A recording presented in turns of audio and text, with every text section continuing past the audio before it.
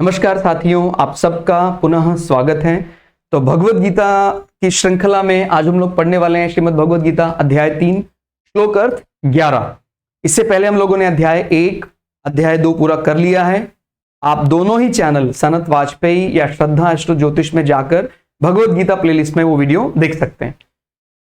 तो भगवान श्री कृष्ण अर्जुन को समझाते हुए कहते हैं, तुम लोग यानी एक सामान्य जन भी, तुम लोग इस यज्ञ के द्वारा देवताओं को उन्नत करो और वे देवता तुम लोगों को उन्नत करें। प्रथम दृष्टा तो ऐसा लगता है जैसे कोई एक आदान प्रदान की बात कर रहा है कि आप हमें देंगे तभी हम देंगे, लेकिन हम इसको थोड़ा इसका अर्थ थोड़ा गूढ़ है, अच्छी तरह समझना है।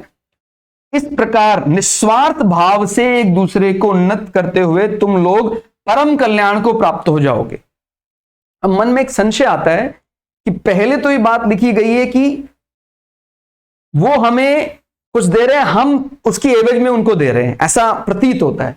और फिर यहां एक शब्द आता है निस्वार्थ भाव से, तो मन में संशय आता है कि भाई जब हम निस्वार्थ भाव से कर रहे हैं तो फिर उनके लिए इनके लिए करने का मतलब क्या है।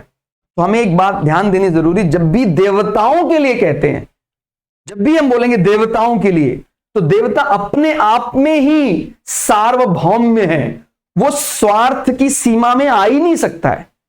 जब मैं बोलता हूं ना कि ये अग्नि स्वरूप देवता है, तो कैसे उसको स्पेसिफिक करेंगे, बिकॉज अग्नि तो हर जगह है। क्या बिना अग्नि के मेरा वाहन चल सकता है? नहीं चल सकता है। तो जब मैं कोई पर्टिकुलर टास्क बहुत ही ज्यादा ब्रॉड होकर वसुदैव कुटुंबकम की भावना से करता हूं, तो फिर मैं क्या बोलता हूं कि ये मैं देवताओं को समर्पित कर रहा हूं। अभी यहां एक बहुत अच्छे से समझना, बिकॉज कई लोग इसी वाक्य का गलत अर्थ करके बोलते हैं कि देखो देवता तो हमें तभी देता है जब हम देवता को कुछ देते हैं। इस प्रकार से नहीं समझना है। देवता तो उसका तो बहुत बहुत बड़ा विषय है। वो तो अपने आप में पूरा ग्रह, पूरा वायुमंडल उसके अधीन है। इस प्रकार से समझना है। अगर आपने ऐसा समझ लिया, स्वार्थ का जहां मतलब होता है तो वो एक निहित वस्तु तक रहता, अभी यहां तक सीमित है, यहां तक सीमित है, एक क्षेत्र तक, एक व्यक्ति तक सीमित है। लेकिन जब हम देवता इस्तेमाल कर रहे हैं यहां पर, तो आपको ये ध्यान रखना है कि वो पूरी प्रकृति की बात कर रहा है। और देवताओं के लिए हमने क्या समझ अभी तक मन में रखी है वो एक अलग बात है, लेकिन देवताओं की जब बात आती है तो वो हम पूरी तरह सत्व से प्रेरित मानते हैं। उन्होंने बहुत पुण्य करके उस पद को हासिल किया है। तो जब भी हम कुछ चीज देवताओं के रूप समर्पित कर रहे हैं, ये यज्ञ उस व्यक्ति विशेष के लिए नहीं कर रहा हूं, मैं किसी देवताओं को समर्पित कर रहा हूं, तो फिर वो दोनों अलग अलग विचारधारा से देखना है। मैंने कोई यज्ञ किया किसी एक व्यक्ति के लिए, या मैंने कोई यज्ञ किया किसी देवता के लिए, उसमें पूरी प्रकृति समाहित है। ठीक हो गया? तो ये मुझे निस्वार्थ कर्म का ही फल देगा। ये आपको अच्छे से करेक्ट करना है, बिकॉज कई लोगों को इस बात का गलत अर्थ समझ में आ जाता है कि यार हम अगर किसी के लिए कर्म करते हैं तो बंध जाते हैं, देवता के लिए कर्म कर रहे हैं तो नहीं बंधते। ऐसा क्यों? क्योंकि हमने देवता को अभी तक समझा ही नहीं है। देवता कोई व्यक्ति विशेष इस प्रकार से नहीं है। हमारी जो संसार की डायरेक्टरीज हैं वो वहां एज इट इज अप्लाई नहीं करनी है। कई व्यक्ति कमेंट कर रहे थे कि सर किसी ग्रह का ये जेंडर ऐसा होता है, किसी ग्रह का जेंडर ऐसा होता है। आप संसार की उस छोटी निहित बुद्धि से, माने लिमिटेड बुद्धि से उस पारलौकिक विषय को समझना चाहेंगे तो फिर बहुत कठिन होगा। ठीक हो गया? तो आपको थोड़ा और विस्तार करना पड़ेगा, और ये कोई और नहीं करेगा आपके लिए, आपको ही करना है। कई दफा हम उस मोड में आ जाते हैं जैसे हम नहीं समझना चाहते, हम दूसरे से क्वेश्चन करने लग जाते हैं, भाई ऐसा क्यों, ऐसा क्यों। अगर हम इस मोड में है तो हमारा भला तो होने वाला है नहीं। जो आपके लिए कर रहा है उसका भला तो हो जाएगा, आपका नहीं होगा। इसलिए हमें स्वयं बीड़ा उठाना चाहिए कि नहीं, अगर मुझे समझ में नहीं आ रहा तो मैं फिर से प्रयास करूं। ठीक हो गया? तो कई दफा व्यक्ति दम्भ में आके, यानी उसको वो समझता है ये ग्रंथ तो यही समझाएगा मुझे, उसको क्वेश्चन मार्क क्रिएट करता है कि ये तो मुझे ठीक नहीं लगता है। ठीक नहीं लगता है तो आपको स्वयं समझना पड़ेगा। आपका बुद्धि का स्तर अभी वहां तक नहीं पहुंचा है, अभी आपको ठीक नहीं लग रहा है। वो सामने वाले का कर्तव्य नहीं कि आपको ठीक करे, बिकॉज अभी हमने तो सीखा है। अगर कोई व्यक्ति सिर्फ अपने कर्तव्यों पर ध्यान देना शुरू कर दे, उसको सब कुछ अपने कर्तव्यों से ही मिल जाएगा, और वो दूसरे से अपेक्षा करता रहे, खुद करने का प्रयास ना करे, फिर होने वाला नहीं है, बिकॉज हमें तो उसी प्रकार से समझना है ना। अगर मुझे मुक्त होना है तो करना किसको पड़ेगा? मुझे तो पड़ेगा। ठीक हो गया। तो यहां पर देवता अर्थ एक व्यक्ति विशेष के रूप में नहीं अटैच करना है, क्योंकि मैं जल की बात करता हूं तो जल तो हर जगह समाहित है। समुद्र में जल है, मेरे शरीर में जल है, मृदा में जल है, वायुमंडल में जल है। तो जब मैं प्रकृति के लिए करता हूं, निस्वार्थ भावना से पूरी प्रकृति के लिए करता हूं, तो ये देवता का ही ग्रैटिट्यूड, उसका ही समर्पण है। ठीक हो गया। ये बहुत बारीक सा अंतर। और अगर कोई कर्म मैं अपने पुत्र के लिए, अपनी पुत्री के लिए केवल उनके लिए कर रहा हूं जो परिवार तक सीमित है, इसको भी अच्छे से समझना है। एक होता है मेरा पिता, वो तो ठीक है, मेरे लिए उनका जो कर्तव्य है। एक है मेरा पिता और पितृ, वो फिर ब्रॉड हो गया, वो बहुत बड़ा विषय हो गया। ठीक हो गया। पितृलोक के देवता नाराज नहीं होने चाहिए। ठीक हो गया। मेरा जो कर्तव्य है वो मेरे पिता के लिए है, उससे कहीं ज्यादा पितरों के लिए भी है। ठीक हो गया। मेरे पितर मुझसे नाराज ना हो, तो केवल अपने परिवार की बात तक सीमित रहना, उनके लिए आपका जो कर्तव्य आपने पूरा किया। लेकिन उससे बड़ा विषय क्या है कि आपको धीरे धीरे अपनी चीजों को व्यक्तिगत ना रखकर उसको एक सामूहिक दृष्टि से देखने का प्रयास करना है। और जब आप वो दृष्टि पा लेते हैं तो आपको जो आपका यज्ञ है वो दैव यज्ञ, देवताओं के लिए किए जाने वाला यज्ञ बन जाता है। ठीक हो गया। और हम यहां पर फिर क्लियर कर रहे हैं कि यज्ञ किसको कहा जा रहा है। यज्ञ को हम उसको नहीं कह रहे भाई आप यज्ञ की आहुति डाल रहे हैं, जो बैठकर कर रहे हैं जो कर्म, वही यज्ञ माना जा रहा है, ऐसा नहीं है। और कलयुग में तो वैसे भी बड़ी छूट मिली हुई है, फिर भी हम सही कर्म नहीं कर पा रहे। कलयुग में कहते हैं कि आप बहुत घनघोर जाकर वन में आप तपस्या नहीं भी कर सकते, कोई दिक्कत नहीं है। आप बड़े बड़े यज्ञ अनुष्ठान, जिस प्रकार से पहले वाजपेयी यज्ञ, राजसी यज्ञ, इस प्रकार से बड़े बड़े यज्ञ किए जाते थे, कहते तब वो भी नहीं कर सकते, चलो कोई बात नहीं। कहते इस कलिकाल में केवल आप अच्छा संग करें, अच्छा संग, सत्संग करें। जहां भी कहीं बैठे हैं आप कोई आप सर्विस में आप नौकरी करते हैं, वहां भी आप भी काम तो करना ही है। अब हमें धर्म पालन कर रहे हैं, अर्थ भी चाहिए, कामना पूर्ति भी है, उसी से अपने को मोक्ष मिल जाएगा। अनुशासित होकर वो कर्म करें। तो किसको बोला जा रहा है? व्यापार, नौकरी, अध्ययन, अध्यापन, ये सभी भी अनुशासित होकर समाज की भलाई के लिए किए जा रहे हैं, तो वो यज्ञ स्वरूप माना जाएगा। और समाज की भलाई को हम देवताओं के प्रति हमारा समर्पण इस प्रकार से जोड़ना है। ठीक हो गया। तो ये ध्यान रखना है, देवता को समर्पित और उस व्यक्ति को समर्पित, इन दो वाक्यों में बहुत अंतर है। तो ये अपने बुद्धि को अच्छे से इस बात के लिए तैयार करना है कि अग्निदेव वास्तव में क्या है, वो वायुदेव वास्तव में क्या है। वो कोई एक जगह, एक सीमित नहीं है, वो तो पूरे ब्रह्मांड में व्याप्त है। उस प्रकार से आपको समझना है, तभी आपका समर्पण आपको संसार में बांधेगा नहीं तो फिर आप फिर से बंध जाएंगे। क्योंकि अगर इस प्रकार की म्यूचुअल अंडरस्टैंडिंग है, भी आप मेरे लिए करें, मैं तभी आपके लिए करूंगा, तो ये बांधने वाला है। लेकिन कोई देवता ऐसा विषय नहीं है कि व्यक्ति रूप में आप उसको देख रहे हैं, वो तो हर जगह व्याप्त है, कण कण में वो देवता रहता है। तो जब हम उस कण कण का ध्यान रखेंगे, नहीं तो हम जनरली क्या देखते हैं कि मैंने उस पर्टिकुलर व्यक्ति के साथ डील कर लिया, अब मैं कहीं और चला गया हूं तो व्यक्ति मुझे नहीं देख पा रहा है, तो मैं डील को वॉलेट भी कर सकता हूं, मैं मानूं या ना मानूं, क्या करना है। देवता के साथ ऐसा नहीं है, सार्वभौम में हर जगह व्याप्त है वो।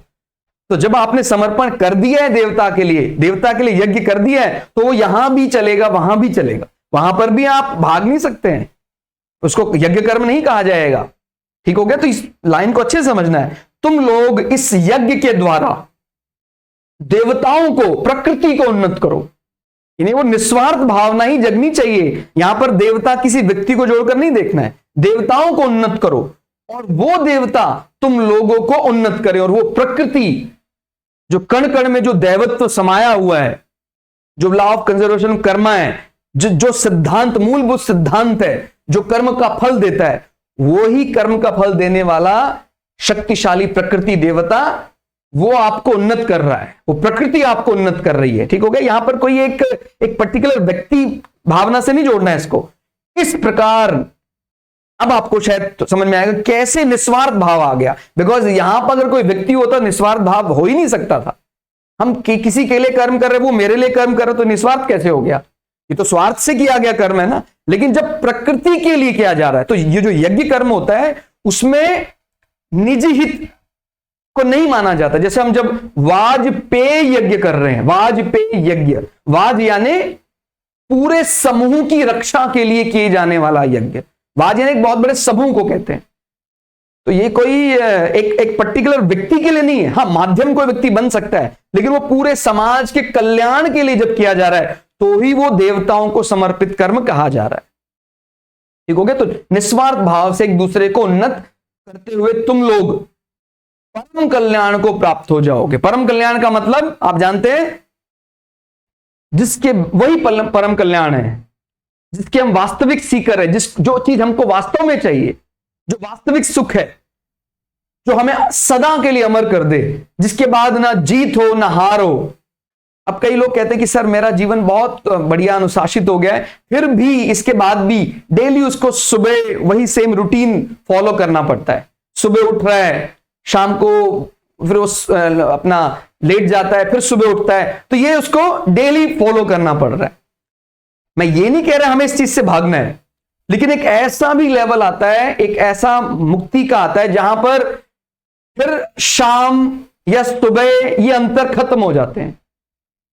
ठीक हो गया भाई? डिके हो रहा है या बढ़ रहा है, वो सब अंतर खत्म हो जाते हैं। आप अगर 1,00,000 साल भी आयु मांग ले तभी भी वास्तविक सुख चैन थोड़ी मिल सकता है। आयु मिल जाएगी तो आप करेंगे क्या? रूटीन तो आपको वही सेम फॉलो करना है, नहीं तो शरीर में और आदियां व्याधि आ जाएंगी, परेशान करने लग जाएगा वो शरीर। लेकिन अगर हम मुक्ति को मांग ले, और भी जैसे आप उपनिषदों में कई अलग अलग प्रकार के जब इस प्रकार का संवाद आता है, नचिकेता और यमराज का संवाद आता है, तो यमराज उनको, नचिकेता को कई प्रकार के और दूसरे वो देते हैं कि आप ये मांग लीजिए, आप मुक्ति को ना समझकर आप इसके बजाय ये मांग लीजिए आप कि भाई ऐसी स्त्रियां मांग लीजिए जो देवताओं को भी दुर्लभ है, उनसे अपनी परिचर्या करवा लीजिए। आप अकूट धन संपदा मांग लीजिए, अनंत, जो धन कभी समाप्ति नहीं हो सकता है, ऐसा अक्षय धन मांग लीजिए। लेकिन नचिकेता ने अपनी बात पर अड़े रहे, नहीं, मुझे ये मुक्ति साधन क्या है, ये मुझे समझना है। तो अपने को भी ध्यान देना है कि अगर मेरे सामने ईश्वर प्रकट हो जाता तो क्या मैं अभी उसके काबिल हूं कि नहीं हूं? मैं भगवान से क्या मांगूंगा अगर भगवान मेरे सामने आ जाए? मतलब ऐसे मन में कभी विचार आता है तो कहता भगवान से मैं 1,00,000 साल तक धरती में रहूं और मेरे पास अक्षय पात्र हो जो कभी धन समाप्त ना हो, तो क्या इसको पा लेने से मैं प्रसन्न या सुखी जीवन भर हो जाऊंगा? विचार करके देखें, संभव ही नहीं है। ठीक हो गया? और वो हम संसार से ही जान रहे हैं, संसार के अलग अलग उदाहरणों से समझ रहे हैं कि जो दुनिया के सबसे धनी व्यक्ति हैं वो भी उस चीज की चाह में हैं जिसको हम मुक्ति कहते हैं। मेरा मन बेचैन रहता है। कहता सर आपके पास तो सब है, सब धन धान्य, आप तो पूरा का पूरा आइलैंड खरीद सकते हैं। कहता है वो बस पता नहीं मुझे कुछ चीज की मुझे कमी है, वो चीज चाहिए, तो उसी से मिलकर ही हम तृप्त हो सकते हैं। यानी जब वो आत्मा परमात्मा में विलीन हो जाती है, साक्षात परमात्मा बन जाती है, तभी वो तृप्त हो जाती है, फिर कुछ भी पाना शेष नहीं रह जाता है। फिर ये क्या करेंगे? ये सब अलग अलग प्रकार, उल्टा ये तो ट्रैप है, ये तो सब जाल हैं जो हमें जाने नहीं देते हैं कि भाई आप को ये दे देते हैं, आपको बड़े बड़े महल दे देते हैं। वो ठीक है, हमें प्रारब्ध से जो मिल रहा है उसको हम स्वीकार कर रहे हैं, लेकिन ईश्वर प्रकट हो जाए हमारे सामने और तब भी हम वही मांगे तो बहुत बड़ा कुछ ऐसे बुद्धि में कुछ ऐसी क्षति हो गई है, इसी कारण से हमने वो मांग लिया। नहीं तो हमें तो मुक्ति ही मांगनी चाहिए, और कुछ चीज ऐसी है ही नहीं जो मांगने के लायक है। ठीक हो गया? दुनिया के, विश्व के सबसे सुंदर स्वरूप हम बन जाएं, या हमारा साथी दुनिया का सबसे सुंदर हो, सबसे धनी हो, वो अच्छी बात, उसका हम रेस्पेक्ट कर रहे हैं। लेकिन मैं देवताओं से भी ये मांगूं कि मैं दुनिया में सबसे खूबसूरत या दुनिया में सबसे धनी हो जाऊं, दुनिया का सबसे अच्छा भोजन मुझे मिले, तो फिर ये तो इसका मतलब ठगा गया मैं तो। और अगर वास्तव में मैं वहां पहुंच गया, मैं उसके नजदीक जाने लगा हूं, मैं मुक्ति को समझने लगा हूं, तो मैं तो एक ही शर्त है, मैं तो यही चीज मांगने वाला है, मुक्ति चाहिए सर, जन्म जन्मांतर के चक्कर से मुक्त कर दो। ठीक हो गया। लेकिन जो अभी इस प्रैक्टिस में नए शुरू हुए हैं, हम सभी, मतलब मैं भी इसमें शामिल हूं, मैं भी नहीं मान सकता हूं, मेरा भी अभी थ्रेशोल्ड वैसा नहीं है, लेकिन हाँ हम प्रैक्टिस जरूर करेंगे और शायद उस दिन को हम हासिल कर ही लेंगे जब ये विचार हमारे मन में आ जाएगा कि नहीं, मैं तो मुक्ति ही मांगूंगा, उसके अलावा मेरे लिए सब व्यर्थ है, मैं कुछ नहीं मांगने वाला संसार का, मुझे इतना बड़ा पद दे दो, ये दे दो, मुझे कुछ नहीं चाहिए। क्या करना है, पद के बाद भी फिर वही ट्रैप, फिर वही घूमना, शाम हुई फिर सवेरा, शाम हुई फिर सवेरा। और इसको अगर पा लिया तो शाम और सवेरे का अंतर ही समाप्त हो जाएगा। ठीक हो गया। तो जो हमारा वास्तविक कल्याण है वो सिवाय मुक्ति के हमारा वास्तविक कल्याण किसी में भी नहीं है। ठीक हो गया। तो आज के लिए इतना ही। क्लास आपको कैसी लगी कमेंट करके जरूर बताइएगा। मिलते हैं अगली क्लास में, तब तक के लिए जय श्री भगु पराशरा, जय श्री शुक्राचार्य, नमस्कार।